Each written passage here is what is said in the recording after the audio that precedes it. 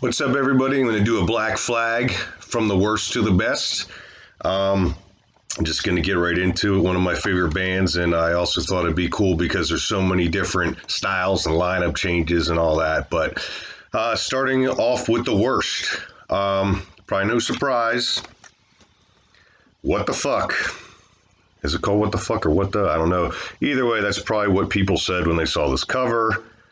Black Flag's known for having great artwork, and I know there's a fallout between Greg and Raymond, his brother, but they could have got anybody to do this cover. But either way, this was done by Ron, I guess.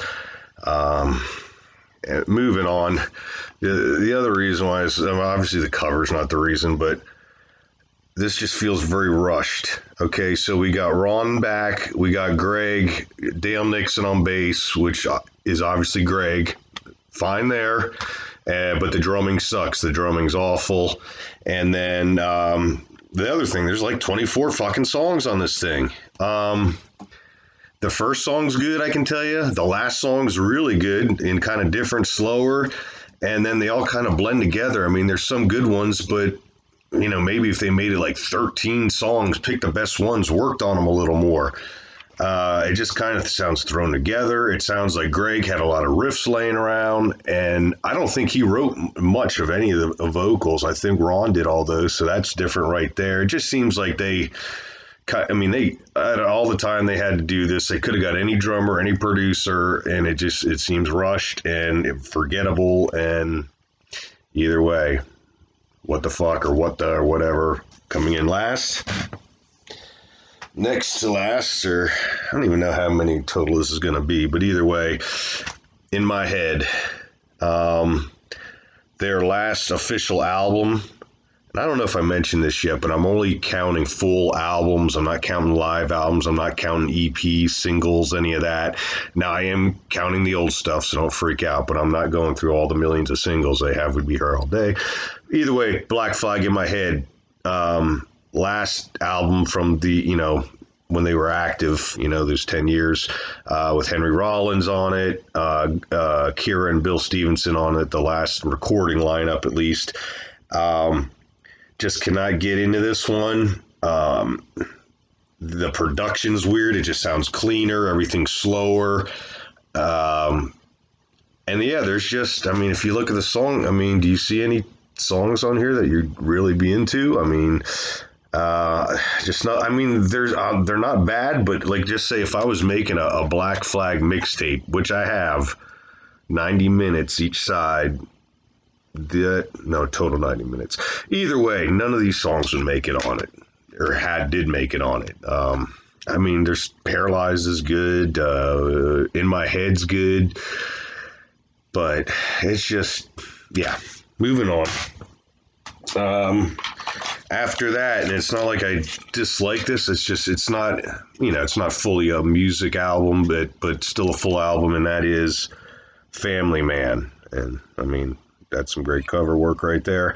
Family Man is like side A is Henry Rollins doing spoken word, and then side B is all instrumental. And I really like the production. I think it sounds like the same kind of production that this had. This and Slip It In might have been at the same time. Same lineup. And then there's a really cool song called Armageddon Man, which it's like half spoken word, but he's backed by the band. I don't know if he's making it up as it goes along, but it's a really, really cool song. Long, but pretty cool. So there's Family Man. After that, we got Loose Nut.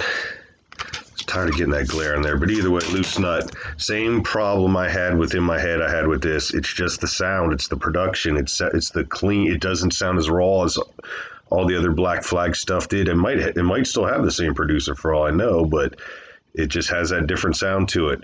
But the difference between this and In My Head is this has some good songs on it, or better songs. I don't know if you can see that. Loose Nut, great song, Bastard in Love.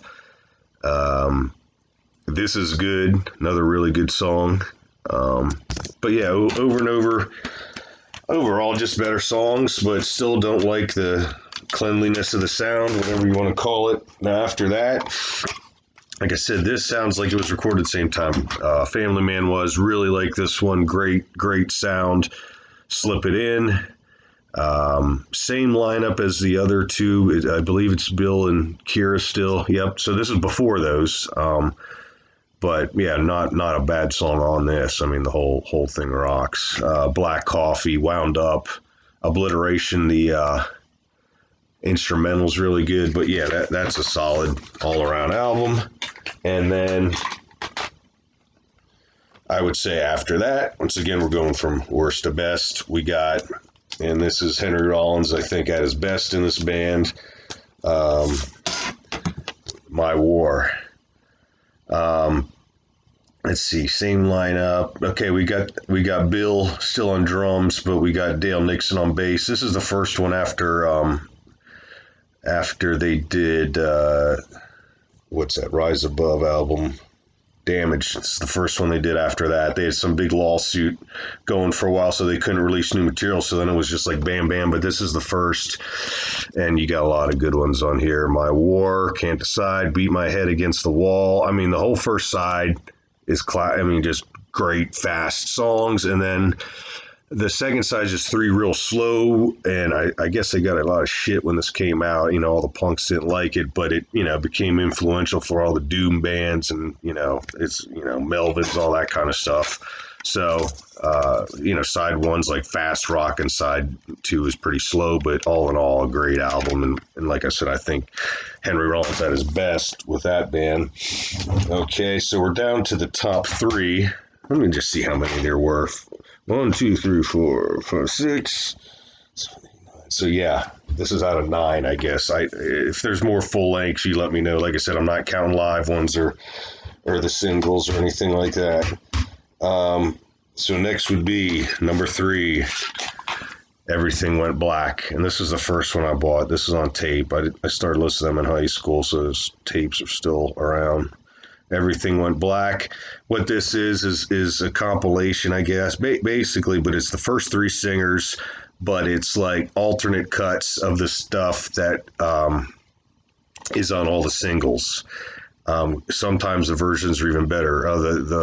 The start out with the original drummer. Those first 9 tracks are great, and sometimes better than the ones that are on the 7 inches. Then you got Ron's era, and then you got Dez's era, and then you got all these cool commercials and stuff at the end. But yeah, real raw versions of the and I guess they went to jail. Greg and Chuck did, because they weren't supposed to be releasing anything, and at the time they just released it as Everything Went Black, but they got busted for it. But either way, okay, so number 2, we got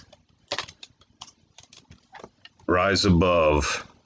Oh God, I keep doing that. It's Damaged. I'm sorry. I always want to call it Rise Above. That's just what sticks out. I mean, that's maybe I don't know, maybe my favorite song by them, which is such a great song. There's Henry busting a mirror, I guess. But you got like 15 of the classic songs. Rise Above, Spray Paint, What I See. Now here's the other thing, is a lot of these are the classic songs with the other singers and redone by Henry on a full-length album, and a lot of people would say that some of the original versions are better and he's trying too hard, and maybe there is some of that there. Definitely sounds like he's blowing his voice out a lot, but this is also a great lineup. You got double guitars, which should have been on kind of all the lineups after that. At least I think it would have been better. But so you had Dez and Greg, and then you had Robo still and Chuck, which Chuck makes a big difference. If you've seen Black Flag and Flag live, you'll see the difference that he can make, plus the double guitars, all that kind of stuff. But either way, Damaged, yeah, classic. I mean, I think this is when they were touring the most, and I mean, they were always touring nonstop, but I mean, I think this might have been, when they were at their biggest and had their biggest fan base. But and then before I go to number 1, I'm going to give some honorable mentions here. These aren't necessarily, like I said, these didn't make it because they weren't either real albums or full-length albums. This one's going around right now. You see these in all the record stores. It's a boot, but it's their last show. And so that's one reason to get it. The other reason, it's the only recording, like there's no recording of this lineup with CL and Anthony in the band. So it's cool to have it because of that. I believe CL is the first Black Flag member to die as well. I think he just passed away not too long ago. Then you got this Process of Weeding Out. Fucking glare. This is just an instrumental album, has 4 tracks on it. My guess it was recorded the same time the Family Man stuff was. I like the Family Man instrumentals a little bit better, but if you're a completist, I think this is actually the last thing they released. But it's like I said, it's just the instrumental stuff. As far as bootlegs, this is the best one to get. I've seen it with different covers, but it's the complete 1982 demos. It's got Chuck Biscuits, Chuck Dukowski, Greg Ginn, Des Cadena, Henry Rollins, what I consider probably the best lineup. Never got a real good record, never really on any album, maybe live of them, but that would have been a monster lineup to record My War, Slip It In, all that kind of stuff. But either way, it has them playing a lot of these songs, so that's a good one to pick up. Live album, Live 84, with Kira and Bill, that lineup, but still a lot of good stuff on that. And let's see, 2 singles. This is just crap from, what do you call it, in my head, but the only reason to get this is there's a song called Kickin' and Stickin' that's not on any of the albums. It's not even that great. I just wanted all their stuff, so I got that. And then TV Party, the single, has different recording of TV Party with this is a different lineup that's on the Damaged album, and this song I've Gotta Run is like really good and a really good recording of it, and that's not on any of the albums. And then there's a different version with Rollins doing My Rules. All right, so now the last one, the number one, the greatest, and it's really hard to deny, but is the first 4 years. And it's what it is it's their, as you can see on the cover, it's all their original, it's all their 7 inches that they were coming out with all the original, with the first 3 singers before Rollins, Dez, Ron Reyes, and Keith Morris. And so there's really nothing else I can say about that. I hope you like the video. Like, subscribe, all that stuff. If you have a different list, if you have a different version, put it down below. If I missed anything, let me know. Check out my movie Redbox Killer, and until next time, thanks for watching.